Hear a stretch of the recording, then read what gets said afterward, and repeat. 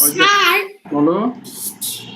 Sir আমার ল্যাপটপে charge কম, যে কোনো মুহূর্তে বন্ধ হয়ে যেতে পারে, কারেন্ট নেই। ও আচ্ছা, ঠিক আছে বাবা, তুমি করো যতক্ষণ পর্যন্ত করা যায়। হ্যাঁ, ঠিক আছে, তারপর আমি রেকর্ড দিয়ে দেবো, রেকর্ডে দেখবা, অসুবিধা নেই। আচ্ছা, তাহলে কি বলেছি, দুটো শব্দকে আমরা, সরি, দুটো বাক্যকে আমরা যেই শব্দ দ্বারা অ্যাটাচড করছি, সংযুক্ত করছি, আমরা সেটাকে বলতেছি কনজাংশন। আচ্ছা, একটু মাইক্রোফোন অফ করো, সাউন্ড হচ্ছে কাটটা যেন। আচ্ছা, চেঞ্জ হোক। আচ্ছা, একটু দাঁড়াও, এখনো আসেনি। হ্যাঁ, স্ক্রিন এখনো ক্লিয়ার হয়নি। আচ্ছা আচ্ছা, কনজাংশন আরো আছে। হ্যাঁ, আরো আছে বলতে কি, কনজাংশন যেমন, আহারে এখনো আসতেছে না কেন, দাঁড়াও, এখনো আসছে না, মানে লাইনটা ক্লিয়ার হয়নি। হ্যাঁ, তোমরা কি আমার স্ক্রিন দেখতে পাচ্ছ? একটু জানো তো বাবা। স্ক্রিন দেখতে পাচ্ছি, কিন্তু স্ক্রিনের লেখাটা দেখতে পাচ্ছি। জি আচ্ছা, স্যার। ও আচ্ছা আচ্ছা আচ্ছা, জি বেশ। স্যার। ও আচ্ছা, স্ক্রিন দেখা যাচ্ছে, এবার দেখতে পাচ্ছ? একটা কালো জিনিস হ্যাঁ, দেখাচ্ছে। এবার কি দেখা যাচ্ছে, দেখো তো। No sir. হ্যাঁ, ইয়েস স্যার। আচ্ছা, ঠিক আছে, জি স্যার। ঠিক আছে, ঠিক আছে, ওকে। তাহলে এখানে দেখো আরেকটা এক্সাম্পল দিচ্ছি। ওকে, যেমন আরো এক্সাম্পল হতে পারে যে এন্ড দিয়ে যদি বলি, যেমন আই এন্ড মাই ফ্রেন্ড দেখো গো টু স্কুল। আচ্ছা, এখানে দেখো, একটু আগে তো বললাম যে দুটো বাক্যকে সংযুক্ত করবে, তাহলে স্যার এখানে তো এন্ড দুটো শব্দ হয়ে গেছে। না, তুমি যদি এই সেন্টেন্সটাকে দুই ভাগে ভাগ করো, তাহলে দুটো বাক্য পাবা, যেমন I go to school and my friend goes to school. হ্যাঁ, আচ্ছা দেখো, আমি একটু লিখে বোঝাই, তাহলে বুঝবা। I go to school, I go to school. আবার মাই ফ্রেন্ড, এই যে FRIEND, my friend goes to school. আচ্ছা, এখন স্যার বুঝলাম, আই গো টু স্কুল এবং my friend goes to school একসাথে I and my friend go to school হয়ে গেছে, কিন্তু স্যার আপনি যে এখানে মাই ফ্রেন্ড গোস দিলেন, তাহলে উপরে ফ্রেন্ড গো হলো কেন? এটা কি ব্যাখ্যা, কেউ জানো? বলো তোমার সেন্স থেকে যদি। স্যার এখানে দুইজন friend friend plus third person singular না হলো আমি আর আমার ফ্রেন্ডের প্লুরাল বোঝাচ্ছে, জন্য এখানে গো প্লুরাল, হয়েছে। বাহ, very good, thank you so much. দেখ, একটা কঠিন জিনিস আনসার করে ফেলেছো। তার মানে দেখো, অনেকের হয়তো মাথায় ঢোকেনি, আমি আবার বোঝাচ্ছি। আই এবং মাই ফ্রেন্ড, একজন হলে তো থার্ড পারসন সিঙ্গুলার নাম্বার হয়, এস হয়, কিন্তু দুইজন হলে তো আর এস দেওয়া যাবে না। এই দুইজনের এর কারণে এটা সিম্পল ভার্ব ব্যবহার করতে হয়েছে। কেমন? I and my friend go to school হয়ে যাবে। তো এটা ছিল কনজাংশন। ফাইনালি আমাদের আরেকটা আছে ইন্টারজ্যাকশন। আচ্ছা স্যার, এটা আবার কি জিনিস? আচ্ছা, এখনো ক্লিয়ার হয়নি স্ক্রিনটা। আচ্ছা দাও তো, এখনো ক্লিয়ার হচ্ছে না কেন? আচ্ছা, এবার হয়েছে ক্লিয়ার।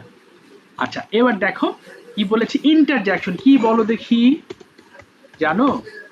যেই শব্দ দ্বারা, অর্থাৎ যে হ্যাঁ, বলো বলো বলো, হ্যাঁ সাত বলে ফেলো, জানলে বলো। যেই শব্দ আবেগ থেকে হ্যাঁ, আসে, ইয়েস, যেই শব্দ। যেমন হ্যাঁ, বলো বলো, যেমন। যেমন রাগ, দুঃখ, হ্যাঁ তারপরে হাসি। হ্যাঁ হ্যাঁ, আচ্ছা, রাগ, দুঃখ, হাসি, বেদনা, তাই না, আনন্দ, এই যে কষ্ট, অর্থাৎ যেই সকল শব্দ দ্বারা আবেগ বোঝায়। আচ্ছা, আমি আরেকটু, যে সকল শব্দ দ্বারা, কোনো কিছু বেশি বেশি এই টাইপের বুঝি না, বোঝায়। আবার বলো, আবার বলো। মানে রাগ, আবেগ, খুশি এগুলো একটু বেশি বেশি বোঝায়, আচ্ছা, বেশি এই বেশি রকমের না? না, বেশি বোঝাবে না, বেশি না, এমনি সিম্পল আবেগ। আমি এক্সাম্পল দিচ্ছি, দাঁড়াও। যে শব্দ দ্বারা আবেগ বোঝায়, আবেগ বোঝায়, আবেগের মধ্যে আবার অনেক কিছু আছে, কি যেমন ধরো দুঃখ। হ্যাঁ, বিবেকে কি আছে? বিবেক, আবেগ, বিবেক। বিবেক না, বিবেক তো না, বিবেক না, যেটা আমি এক্সাম্পল দিচ্ছি, বুঝতে পারো, তুমি ক্লিয়ার হয়ে যাবে, একটু দাঁড়াও। যেমন মনে করো দুঃখ, বিবেক দ্বারা তো দুঃখ বোঝাবে না। দুঃখ, কষ্ট, আমি ইংলিশ এক্সাম্পল দিলে আর ক্লিয়ার হয়ে যাবে। হ্যাঁ, দুঃখ, বেদনা, আনন্দ, কষ্ট, এই যে, আরে বাবা রে, আনন্দ বোঝায়। যেমন মনে করো কিরকম, আবার সেটা আবার সরাসরি তুমি ওই শব্দ পাবে না, মানে সরাসরি তুমি আবেগ বুঝবা না, একটা শব্দ দ্বারা বুঝবা। যেমন এলাস, এলাস মানে কি জানো? Alas, high. হাই বলে না, হাই হাই, আমি তো আমার কলম হারাই ফেলছি। এই যে alas, I have lost my pen. তাহলে দেখো, এই যে আমি যে কলম হারিয়ে ফেললাম, এলাস, এবং এলাসের পাশে একটা, এই যে আছে একটা আবেগ সূচক একটা শব্দ, যেটাকে ইংলিশে কি বলে জানো? হাইভে। না এটাকে আরেকটা বলে, এটাকে হ্যাঁ এক্সক্লেমেশন বলে, হ্যাঁ এক্সক্লেমেশন। আচ্ছা লিখে দিই, এক্সক্লেমেশন সাইন। হ্যাঁ কি বাবা বুঝতে, হ্যাঁ হ্যাঁ হ্যাঁ অফকোর্স আমি আচ্ছা হুররা, আচ্ছা আচ্ছা আরেক এক করে লিখে দাও, এক্সক্লেমেশন মার্ক বলে। হ্যাঁ এটাকে এক্সক্লেমেশন মার্ক থাকবে, তাহলেই বুঝতে পারবা যে আবেগ বোঝাচ্ছে। হ্যাঁ এটা ছাড়া বোঝা মুশকিল। আচ্ছা এরপর দেখো হুররে বলেছো, হুররে, এই যে hurray, we have won the match, আমরা ম্যাচটি জিতেছি। আচ্ছা এটা কিন্তু অনেকে ওন বলো, হ্যাঁ এটা ওন না, এটা সঠিক উচ্চারণ হবে 1 2 3 4 বলে না, ওই 1 হবে এটার উচ্চারণটা। Hurray we have won the match, হ্যাঁ আমরা ম্যাচটা জিতেছি। তাহলে এই যে আবেগ না, এটা বিবেকও বোঝার দরকার নেই, তুমি এই শব্দ দ্বারা বোঝো যে হ্যাঁ তাই তো আনন্দ বোঝাচ্ছে। হুররে, আমরা হুররে কখন বলি, যখন আনন্দ হয়ে যায়, এবং তখন আমাদের এই শব্দটাই হয়ে যাবে ইন্টারজেকশন। এই পর্যন্ত ক্লিয়ার হয়েছে সবাই? Yes, sir. চলো Yes, এবার sir. এবার Yes, sir. আচ্ছা ছোট্ট একটা মৌখিক টেস্ট দাও, দেখি কে কতদূর বুঝেছো। তাহলে আমরা 8 প্রকার নিয়ে গবেষণা করলাম, তাই না? তো চলো আগে প্রকারের নামগুলো একটু লিখে ফেলি তোমাদের নোটের জন্য। আচ্ছা এক হচ্ছে নাউন। আচ্ছা বলো আমাকে, নাউনের কিন্তু বেশ কয়েকটা ফর্ম আমরা জেনেছি, যারা যারা আগে বলতে চাও তারা হাত তুলবা। মানে নাউন বলতে কি সবগুলো বলতে হবে, নাউন প্রোনাউন সবগুলো, এতক্ষণ যেগুলো পড়েছি সেগুলো একটা মৌখিক টেস্ট দাও, কতটুকু বুঝছো দেখতে চাই, হাত তুলে ফেলবা। ওকে, নাউন প্রোনাউন অ্যাডজেক্টিভ 4, অ্যাডভার্ব লিখেন একটু, অ্যাডভার্ব। আচ্ছা একজন হাত তুলেছো, হ্যাঁ তো কেউ বোঝোনি, আচ্ছা দুইজন বলো। অজস্রী, অর্থাৎ যতটুকু বুঝেছো তুমি সবগুলো বলবা, একদম লাইন বাই লাইন মেলার দরকার নাই, তুমি যতটুকু বুঝেছো তোমার এরিয়ার মধ্যে তুমি ততটুকু এক্সপ্লেন করো, বলো। প্রথমে আছে নাউন। ইয়েস, যে না, যে শব্দ দ্বারা কোনো নামকে বোঝায় তাকে নাউন বলে। ওকে, নাউন হচ্ছে 4 প্রকার, যথা প্রপার নাউন, 5 প্রকার, যথা proper noun, common noun, collective noun, material noun, abstract noun. বাহ, প্রপার নাউন হচ্ছে কোনো নির্দিষ্ট নামকে বোঝায়, যেমন রাশিদ ইজ প্লেইং আ বল।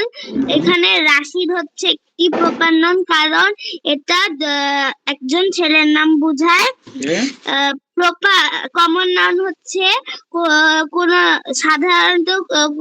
সাধারণ নামকে বোঝায়, তো যেমন the students are reading book. ওকে, এখানে স্টুডেন্ট ছাত্র, অনেকজন নামের মধ্যে সবাইকে স্টুডেন্ট বলে সাধারণভাবে বলা হচ্ছে। তারপর হচ্ছে কালেকটিভ নাউন, কোন সমষ্টিকে বোঝায়, যেমন ক্লাস, ক্লাব, টিউশন ইত্যাদি। তারপর হচ্ছে ম্যাটেরিয়াল নাউন, যে শব্দ দ্বারা এক জিনিস থেকে আরেক জিনিসে পরিবর্তিত করা হয় তাকে ম্যাটেরিয়াল নাউন বলে। যেমন the milk used for making tea. আচ্ছা এখানে মিল্কে চায়ে পরিবর্তিত করা হয়েছে। তারপর প্রোনাউন, সেকেন্ড আছে প্রোনাউন, সরি অ্যাবস্ট্রাক্ট নাউন বলি নাই, অ্যাবস্ট্রাক্ট নাউন হচ্ছে যে শব্দ দ্বারা কোনো কিছু দেখা যায় না বা শুধু অনুভব করা যায় তাকে অ্যাবস্ট্রাক্ট নাউন বলে। যেমন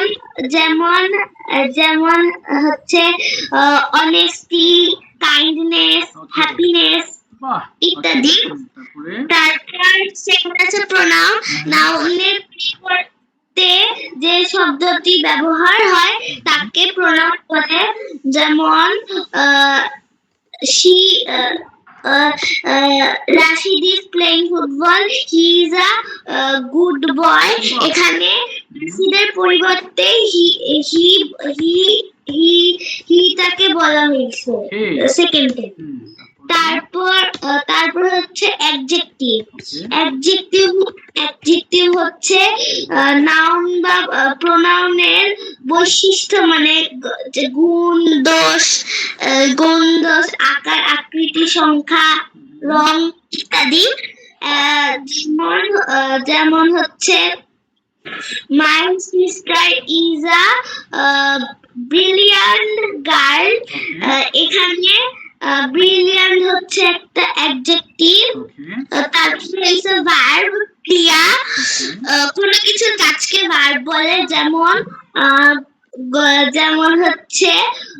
যেমন হচ্ছে আই এম প্লেইং আ বল। এখানে প্লেইং হচ্ছে একটা ভার্ব। Okay. তারপর হচ্ছে অ্যাডভার্ব। ব্যাস, তুমি 4টা বলেছো। Thank you so much, thank you, অনেক ভালো বুঝিয়েছো তুমি ওভারঅলি, থ্যাংক ইউ। আচ্ছা, এবার আসছি আমি মিফতাহুল, বাকি 4টা বোঝাবা। প্রিপোজিশন, সরি হয়ে গেল। অ্যাডভার্ব কোনটা বলো মিফতাহুল? বলো বলো, আমি উল্টো পাল্টা করে ধরবো। হ্যাঁ, মিফতাহুল শুনতে পাচ্ছো? আরে বাবা, সাদ বলো। সাদ। Yes, sir, that ও দাঁড়াবো, কি বলো? আচ্ছা, সাদ শুরু করো তুমি, তারপর মিফতাহুল বলবে। সাদ বলো তো দেখি ভাবে 4টা অ্যাডভার্ব, প্রিপোজিশন, কনজাংশন এবং ইন্টারজেকশন কি জিনিস। যারা যারা পারবা হাত তোলো বাবা। আয় আয়, এতক্ষণ কি বোঝালাম, না পারলে তো মুশকিল হয়ে গেল আমার। সাদ কো এত সময় নিও না, দ্রুত বলো। হ্যাঁ বলো, অ্যাডভার্ব কোনটা বাবা? ভার্বের পরিবর্তে যে না, পরিবর্তে না বাবা, ভার্বকে যে শব্দ বিশেষায়িত করে, বুঝলে, মানে অতিরঞ্জিত করে, বিশেষায়িত করে, মানে ভার্বকে আরো বড় করে দেখায়, সেটাকে অ্যাডভার্ব বলে। আবার বলো তো তুমি দেখি, ভার্বকে হুম, অতি সঞ্জিত করে আচ্ছা রঞ্জিত, হ্যাঁ, তাকে অ্যাডভার্ব বলে। অথবা বলতে পারো বিশেষায়িত করে। বিশেষায়িত মানে বৈশিষ্ট্য, হ্যাঁ, আরো বেশি ওকে দেখায়। একটা এক্সাম্পল দাও তো দেখি। যেমন মাই সিস্টার ইজ ভেরি নটি। আচ্ছা, ভেরি গুড। তাহলে এখানে কোনটা অ্যাডভার্ব হবে? ভেরি। ভেরিটা অ্যাডভার্ব, ভেরি গুড। এরপর প্রিপোজিশন কোনটা বলো? হ্যাঁ বলো। দুইটা নাউন হ্যাঁ নাউন ও আরেকটি শব্দের সঙ্গে সম্পর্ক স্থাপন করে যে শব্দ, ওকে, তাকে প্রিপোজিশন বলে। আচ্ছা, প্রিপোজিশনের এটা বলো দেখি তুমি একটা example. The pen on the table. হ্যাঁ, তাহলে এখানে কোনটা প্রিপোজিশন? অন। অন। কনজাংশন বলো। কনজাংশন যেমন দুইটি শব্দকে সংযুক্ত করে এমন শব্দকে কনজাংশন বলে। ওকে, এক্সাম্পল দাও। I and my friend go to school yesterday. আচ্ছা, তাহলে এখানে কোনটা বলো দেখি, কোনটা তোমার কনজাংশন? কনজাংশন হলো and. এন্ড হচ্ছে কনজাংশন। আর স্কুলটা কি বলো দেখি, তুমি পারো কিনা? স্কুল। School noun. হ্যাঁ, স্কুলটা নাউন, ভেরি গুড। এবার ইন্টারজেকশন বলো। ইন্টারজেকশন যে শব্দ আবেগ থেকে আসে, ওকে, তাকে ইন্টারজেকশন বলে। আচ্ছা, এক্সাম্পল বলো। ভাই তো বুঝতে পেরেছো। যেমন এংরি, হ্যাপি, হুররে। হ্যাঁ হ্যাঁ, আচ্ছা, এংরি হবে না, এংরি তো অন্য। ওই যে হুররে হতে পারে, মানে তোমার একটা এক্সক্লেমেশন মার্ক যাবে, হুররে হতে পারে। এরপর ফাই হতে পারে। তোমরা কি জানো FIE, ফাই বলে না? ফাই মানে কি জানো? ফাই, ইউ আর লয়ার মানে কি?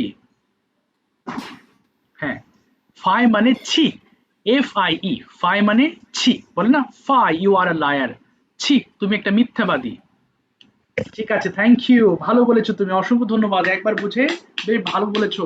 আচ্ছা, এরপরে তোমরা কি করবে আমি সেটাও একটু বলি। এই যে ক্লাস করেছো না, তোমাদের যার যার এই পার্টস অফ স্পিচ নিয়ে স্কুলের সিলেবাস আছে, তোমরা পার্টস অফ স্পিচের সিলেবাসটা অর্থাৎ তোমার বইটা পড়ে ফেলবা, তাহলে দেখবা ওখান থেকে যদি কোনো কনফিউশন হয়, স্যার এই জিনিসটা এটা হলো কেন, আমার পার্সোনাল নাম্বার আছে, আমাকে নক দিবা, এবং ওই আনসারটা ওই প্রশ্নটা যদি মনে হয় যে না এটা সবার জানা দরকার, আমি গ্রুপে পোস্ট করে দিব, আমি তোমার আনসারটা গ্রুপে দিয়ে দেবো, অর্থাৎ তুমি প্রশ্ন করবা, অর্থাৎ আমার নাম্বার তো সবার কাছে আছে, হ্যাঁ, তো সেখানে আমার নাম্বারে তুমি সাউন্ড হচ্ছে, বলো। হ্যাঁ, আমার তো গ্রামার বই নেই।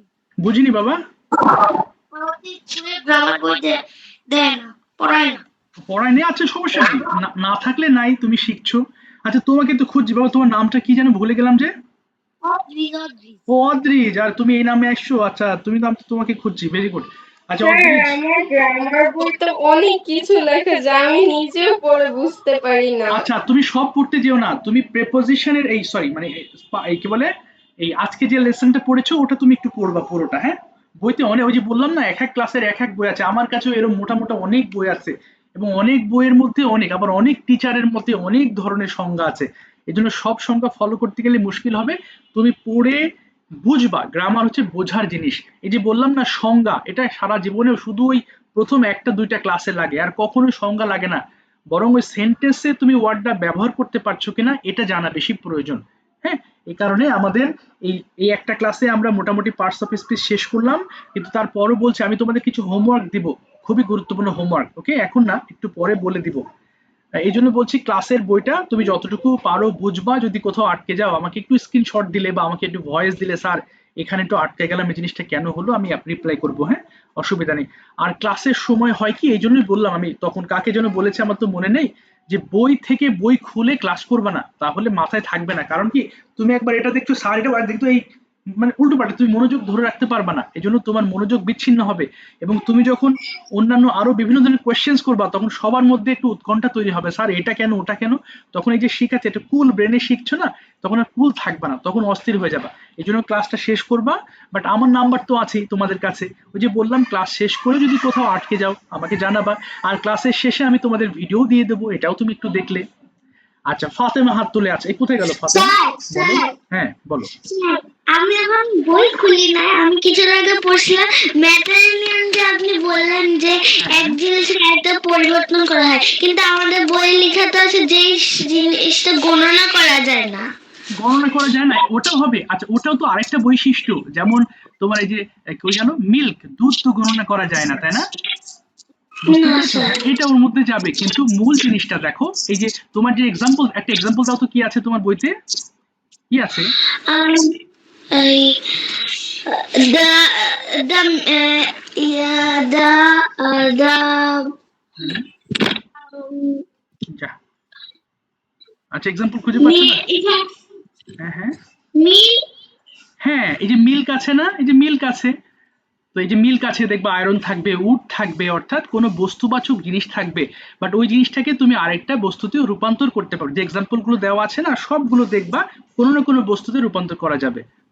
ম্যাটেরিয়াল, ম্যাটেরিয়াল মানেই হচ্ছে বস্তু, এই কারণেই বললাম না বই থেকে তোমার এই সংজ্ঞাগুলো সবগুলো মিলবে না। তো যাই হোক, আচ্ছা ঠিক আছে বাবা।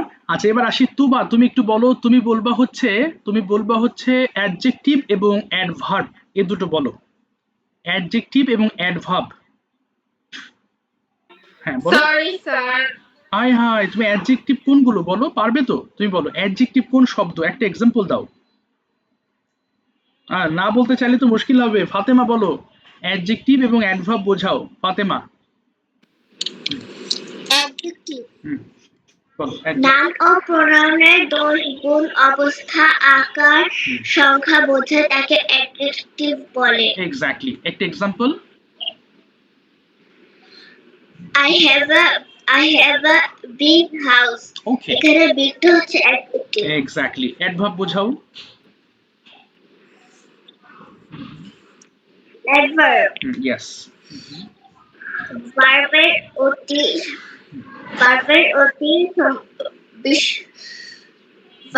অতি সংযময় আচ্ছা অতিরঞ্জিত করা বা ভার্বকে বিশেষায়িত করা, এটা বলবা, যে ভার্বকে যে সকল শব্দ অতি বিশেষায়িত করে তাকে অ্যাডভার্ব বলে। ওকে, যেমন এক্সাম্পল